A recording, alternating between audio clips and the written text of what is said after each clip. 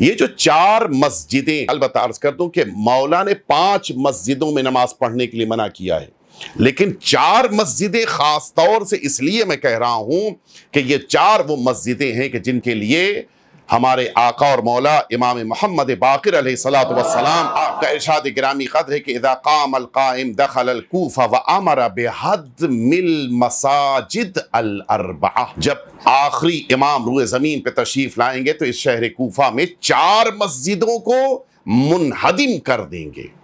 وہ 5ویں مسجد مسجد تیم ہے کہ جس کے لیے آقا امیر المومنین نے منع فرمایا تھا کہ اس میں نماز نہ پڑھی جائے۔ یہ 4 مسجدیں اور ایک مسجد تیم کے جس کے لیے آقا نے منع کیا تھا۔ یہ 4 کون سی مسجدیں ہیں؟ یہ ری ڈیولپ ہوئی تھی، البتہ امیر المومنین علیہ السلام کے زمانے میں موجود تھیں، لیکن امیر المؤمنین نے اس زمانے میں بھی منع کر دیا تھا۔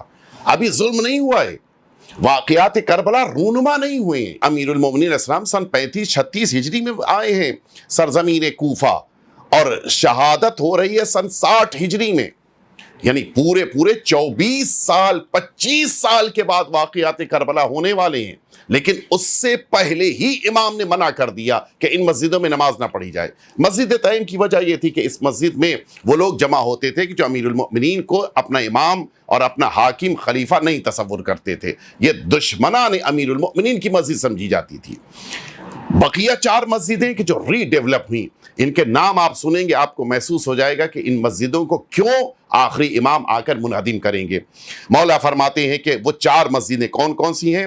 سب سے پہلی مسجد شبس بن ربعی، یہ وہ انسان ہے کہ جو میدان کربلا میں پسر سعد کے ساتھ آیا تھا اور امیر المؤمنین کے فرزند ارجمن سرکار سید الشہداء کو قتل کرنے کا ارادہ رکھتا تھا۔ جناب مختار کے مقابل بھی آیا تھا شبس، اور اگر آپ کو یاد ہو تو یہی عبداللہ بن حر کے ذریعے سے مارا گیا تھا، یہ وہی شبس ہے۔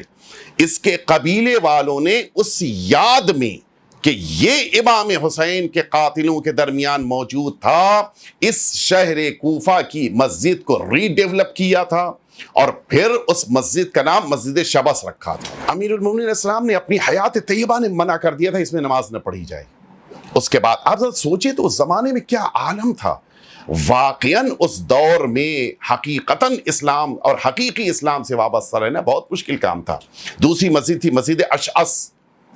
یہ اشعث بڑا منحوس گھرانہ تھا، یہ کندی گھرانہ بڑا منحوس تھا۔ یہ اشعث وہ ہے کہ جس نے امیر المؤمنین کے قاتل ابن ملجم کو اپنے گھر میں جگہ دی تھی۔ یہ اشعث وہ ہے کہ جس کی لڑکی ہے جعدہ، جس نے امام حسن علیہ السلام کو شہید کیا ہے۔ یہ اشعث کا لڑکا محمد بن اشعث ہے کہ جس نے جناب مسلم کو پناہ دی تھی اور پھر لے جا کر ابن زیاد کے حوالے کیا تھا اور شہید ہوئے ہیں۔ یہ محمد بن اشعث وہی اشعث کا لڑکا ہے کہ جو میدان کربلا میں امام حسین علیہ السلام کے قتل کے لیے آیا تھا۔ اس کی یاد میں شہر کوفہ میں مسجد ہے، مسجد اشعث۔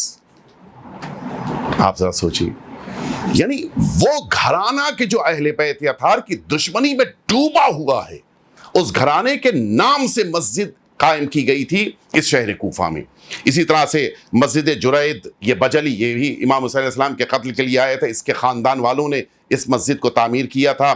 مسجد سماک بن مخرمہ، یہ وہ انسان تھا کہ جو امام حسین کے قتل کے لیے آیا تھا، اس کے قبیلے والوں نے بھی یادگار کے طور کے اوپر مسجد بنائی تھی۔